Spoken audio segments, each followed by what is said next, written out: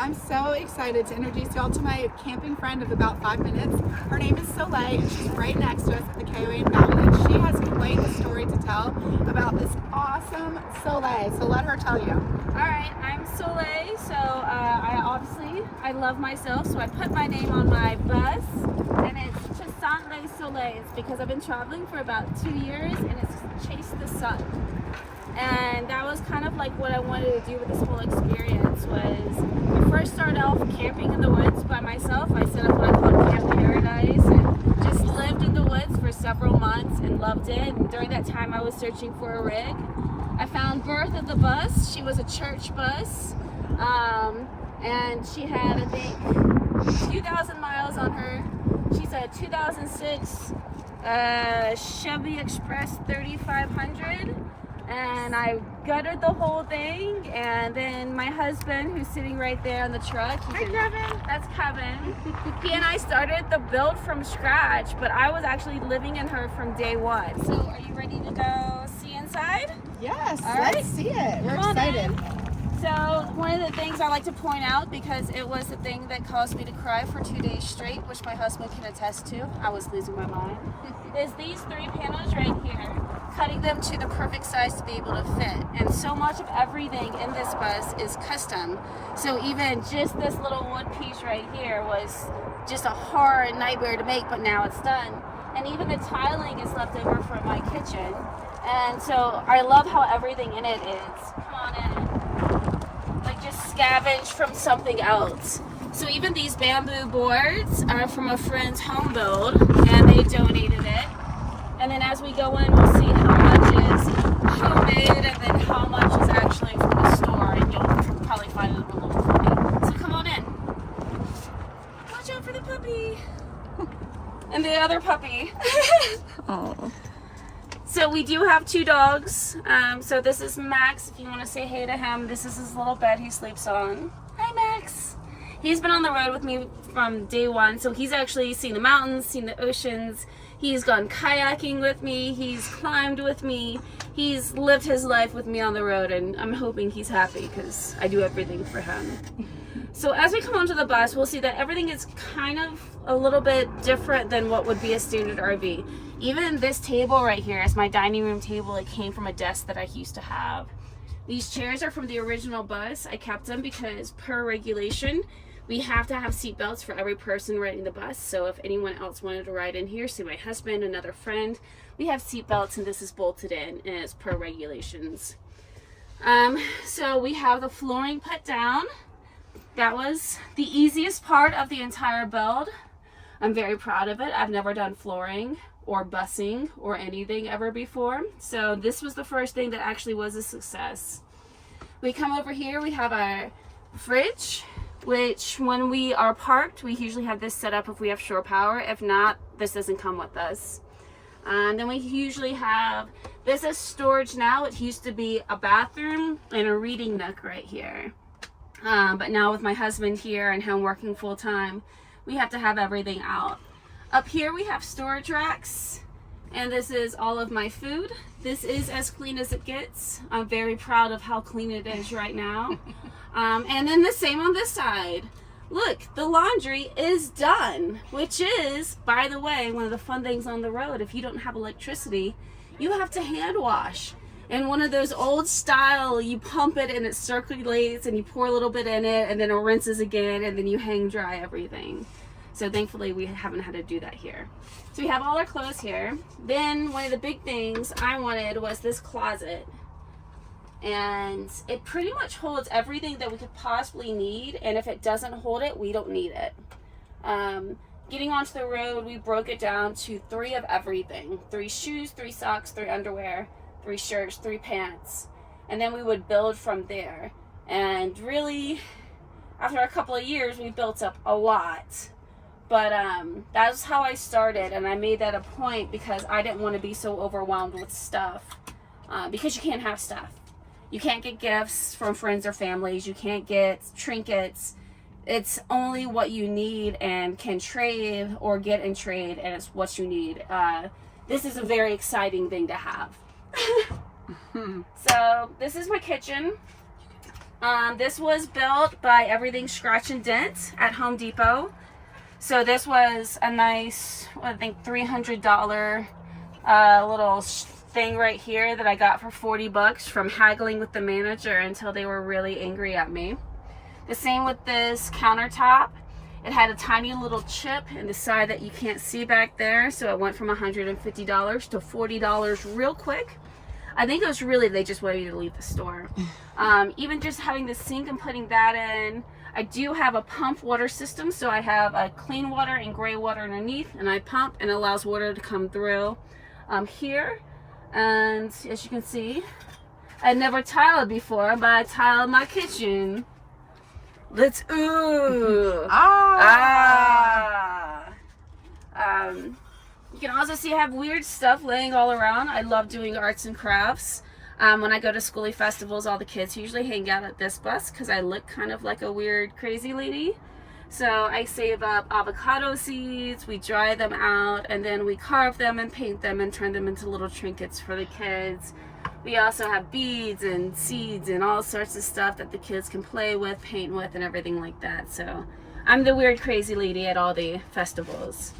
Now let me take off my shoes and I'll climb into bed and show you in here. So the big thing I wanted was a really comfortable bed. I live here. This is my home. My bed is, you know, the most important thing that I have.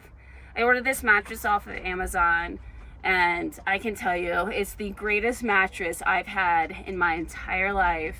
And we call this the womb because it's like a mother wrapping you up in her arms, and it's just, you never want to leave. So we made it the queen size bed. I even, very proud of this, if you want to look at this headboard, cut, painted, and built this whole headboard myself. I know. And then we have pictures of my life with my husband together, pictures of friends. This is when we went to the beach. I made this for Max and of course broke it immediately. Did cross stitch and made my little cross stitch things. I know. But one of the things I really like about building this, and I want to show it kind of with this shelf right here, but I can show it with a million things in this bus, is one of the things I really liked about building, and this is just a shelf to you, but to me, this is when I went to visit my mother, and she's like, you need a better shelf. You built the world's worst shelf. So she helped build that for me. Or this door, if you see right here, is green and everything like that. One of my buddies, he was like, hey, can I come spend a day with you and help you build the bus? And so he built that. So every time I look at that door, I see him. And throughout this whole bus, as I was building it, I had different people come into my life and they helped me build certain things. So this just isn't a bus. This is a home, and it was built not just with my husband and I, but in all the people we've met along the road. And that's one of those things I always try to pass on to people, is make sure you build your memories into your bus, because this is your life. And I really love it. One of the fun memories is this ceiling. Basically when I got the bus, it was a carpeting along the ceiling, and my husband has really bad allergies. So I was like, I'm gonna tear it down and have this awesome ceiling. So I tore it down, and of course dust is raining down as I'm tearing out this awful like carpet on the ceiling. Take it all out, and underneath you can see right here is this glue that was attached to the carpeting, which is textured, which cannot be removed with any kind of Goo Gone, anything that you, acid, nothing. It's not coming off. So I tried painting over it.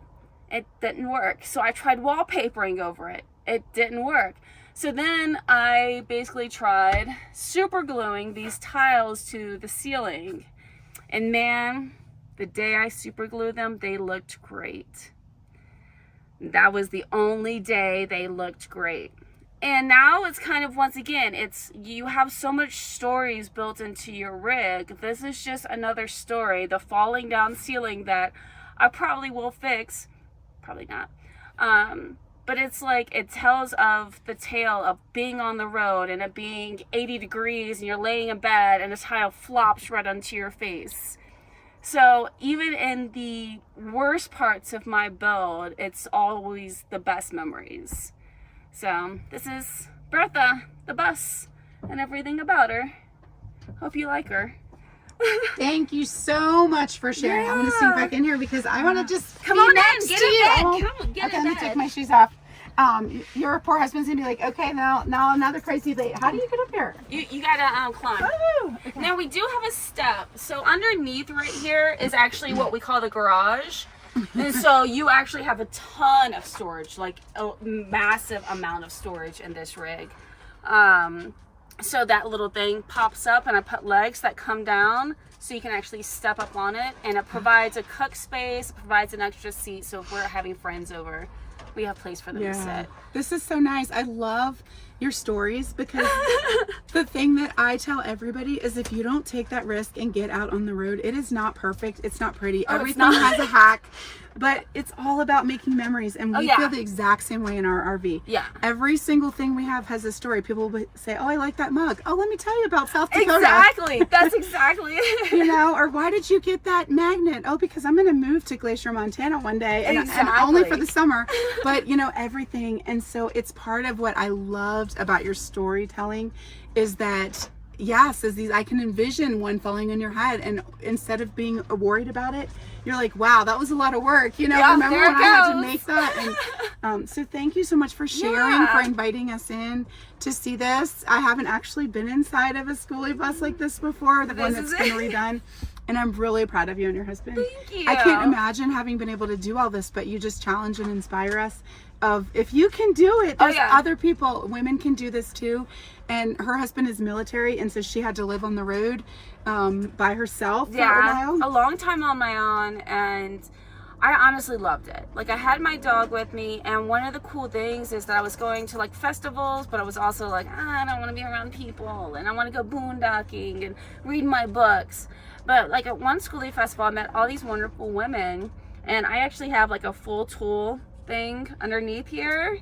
It was given to me as gifts, by the way. I had no tools when I started this. I have to tell everyone that. Yeah. Thankfully for Christmas one year, all of my friends just were like, we feel bad for you. So I had a woman that had just gotten on the road, and she didn't even have a bed made. Like, she was sleeping on the floor. And when I first moved into the bus, I slept on the floor on like literally a piece of wood, because I slept in this bus straight the day I bought her. And I knew what she was going through, and actually I have a funny story to tell in just a second about it.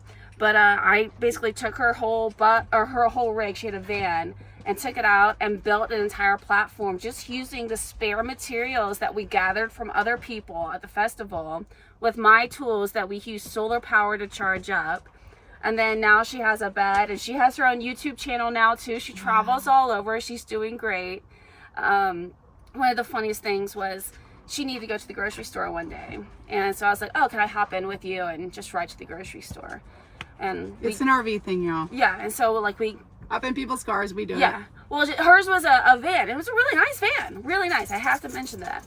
And she had really tried hard to make it nice. And we get in and we start driving, and stuff is flying everywhere, and I literally was like, pull over now. And she's like, what? And I was like, I learned this from literally the first time I rode in my bus and didn't have the safety measures in place. And I'll show them to you in just a second. But I was like, we are fixing this today. And I looked up a hardware store, and we went straight to the hardware store, no groceries. And I got all the stuff. And if you want to, I'll kind of show you.